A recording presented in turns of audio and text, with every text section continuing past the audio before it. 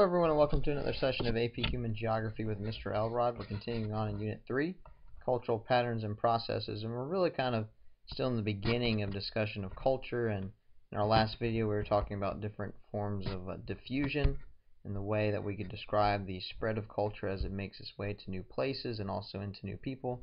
Today we're going to be focusing more on what happens when cultures move and they run into each other, and what are some of the different terminologies that we use when we discuss what happens when those cultures meet each other and one culture moves on into another culture. So again, we're still talking a little bit along the lines of cultural diffusion, not exactly in terms of the types of diffusion that we were discussing, but really how do we describe the different ways in which a culture moves from one group of people to another group of people, typically across space. And again, we're discussing times when two or more cultures meet. Now, of course, throughout human history, as people have moved around and as they've expanded to new territories and taken over new land and explored new places, cultures are constantly coming into contact with each other. Probably one of the times we like to look at in terms of historically the most is the colonial period, which was the period of colonization, the period of exploration by the Europeans. This seems to be, kind of a favorite topic for a lot of us, and it's really one of the easiest examples for us to point to. But really, all throughout human history, ever since civilizations were started, people have been running into each other. They've been searching out new territory, and these are just some different ways we can describe these particular processes. So when we have a situation where two or more cultures meet with one another, typically it's two cultures coming into contact with each other for whatever reason. A lot of times what we find happen is as they run into each other, they begin to adopt certain elements of one of the cultures. Now this could be forcibly, this could be by choice because they picked up on something that the other culture was doing. Maybe it was a type of religion, or maybe it was the clothing that they were wearing, or the way they went about cultivating the land, or grains, or whatever. So this is a situation where one culture begins to adopt elements of the other.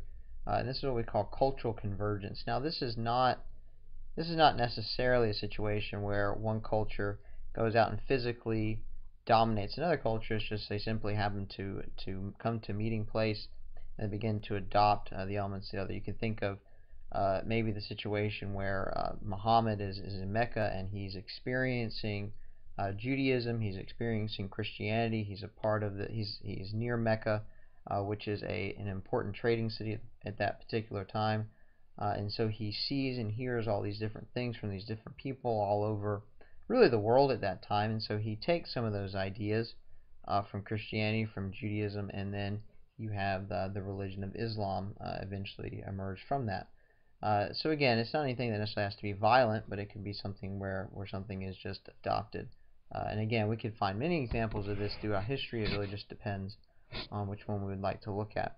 Now there are instances, and this is typically what happens when we think about cultures moving into each other. The culture is going to dominate. One culture is going to become dominant over the other, and this could be a physical dominance where one group of people actually come in and physically dominate the other. So if you think about, again, European colonization in Africa, in North America, South America, and Asia. If you want to think about maybe economic dominance, you think about Western Europe and the United States today. We don't necessarily physically dominate people. Western culture more along the lines of economically dominates others. So it doesn't necessarily always have to be forced, but a lot of times because of its influence, you think about French or Latin during the Enlightenment period. French during the Enlightenment period, that lingua franca of diplomacy. The French didn't necessarily go out and physically or even economically dominate everyone else, but it was just thought that the French language was seen as a more educated, a more it's just a language. The language of diplomacy at that particular time is a language of sophistication, the language of the arts, and things along those lines. So this is some sort of domination, and so what happens is when you have this situation of domination, the weaker culture begins to adopt the elements of the stronger culture. And again, weaker could be physically weaker, it could be economically weaker, it could be influentially weaker. So weaker could really be any of those things. It doesn't necessarily have to be, it's not necessarily that it's worse off than the other, it's just that for whatever reason, the stronger culture is more pervasive and is more influential than the other. This is what we call acculturation. So when people begin to drop certain elements of their culture in favor of elements of the other culture. Again, when English was being spread to other parts of the world, during the period of colonization, when Christianity was being spread to other parts of the world, through colonization, when Latin was being spread throughout the Roman Empire, as the Romans began to dominate, as Islam was being spread through the Middle East or the Arabian Peninsula, North Africa, those would be seen as elements of acculturation, because the culture, that particular element of the culture, is being adopted by the weaker group or the weaker culture as that particular culture spreads. Now, when we have a complete form of what's called acculturation, this is what we call assimilation. So, assimilation is a complete transformation of the culture. So, assimilation is a complete form of acculturation, and basically what happens is all elements of the weaker culture are erased and replaced by elements of the stronger culture. Now, most of the time, when we look at assimilation, especially historically, assimilation is something that is forced on the people that have been conquered and dominated by the stronger culture. You look at when the Americans tried to stamp out any form of traditional Hawaiian culture on the island of Hawaii. They tried to get rid of the native language, the native dress, the native religions, and bring all the English, Christianity, American ways of dress, things like that. Again, you can see it in the Spanish colonies when the Spanish tried to convert the native people and stamp out the native cultures and traditions.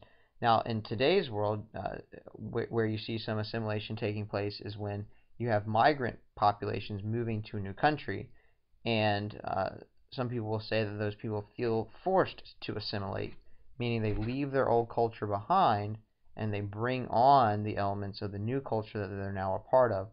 And so that's where we get this whole idea of multiculturalism, where people want for people not to have to assimilate, adopt the new elements of the culture, maintain their old traditional cultures while they're living in the new country. Some people will talk about the merits and the downsides of multiculturalism versus assimilation. We're not really getting into that today, but it is something that becomes a talking point and an important part of conversation when we talk about migration around our world today. So again, assimilation is a complete form of acculturation where all the traits of the weaker culture are erased and replaced by the elements of the stronger culture. So again, this is just an example. English spreading throughout the world is just an example of some of these elements, whether it's cultural convergence, assimilation, or acculturation. Each of these examples are going to be a little bit different in terms of why it is that this country has English as the official language or is an important part of the language. Of course, all of these particular places are former British colonies.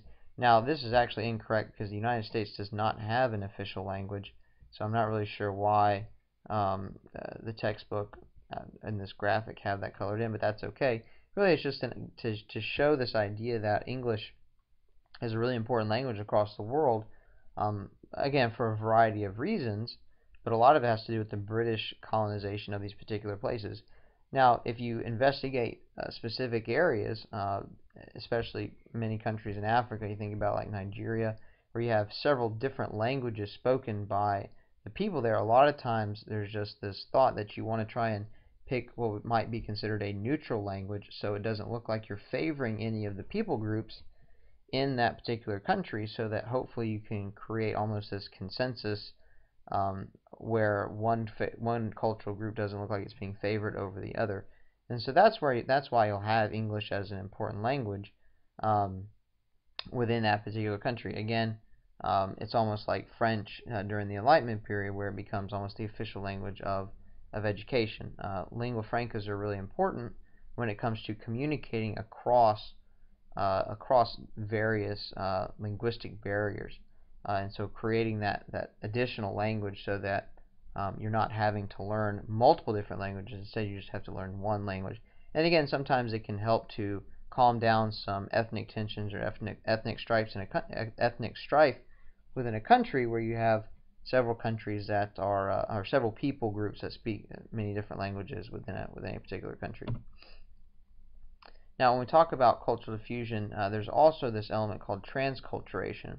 Now, transculturation is this idea that cultures can meet each other, but neither culture has to dominate the other. Instead, it is almost a mutual exchange of the cultural elements. So they can exist side by side, and instead of one being considered dominant over the other, they exchange those characteristics between themselves. Again, this would be seen more in our modern day, where you have kind of cultural elements kind of merging back and forth as people are moving all across the world. People are moving all across the world, exchanging ideas and cultural characteristics. It's almost like you can't really tell where one culture begins and one ends, especially if you look in places like the United States, where you have many different cultural groups, and in fact, many of our what we might consider to be American elements of culture, especially maybe in our food and dress and ways of speech today, actually come from other parts of the world. And again, this is an idea that it's neither assimilation nor acculturation, but something completely different.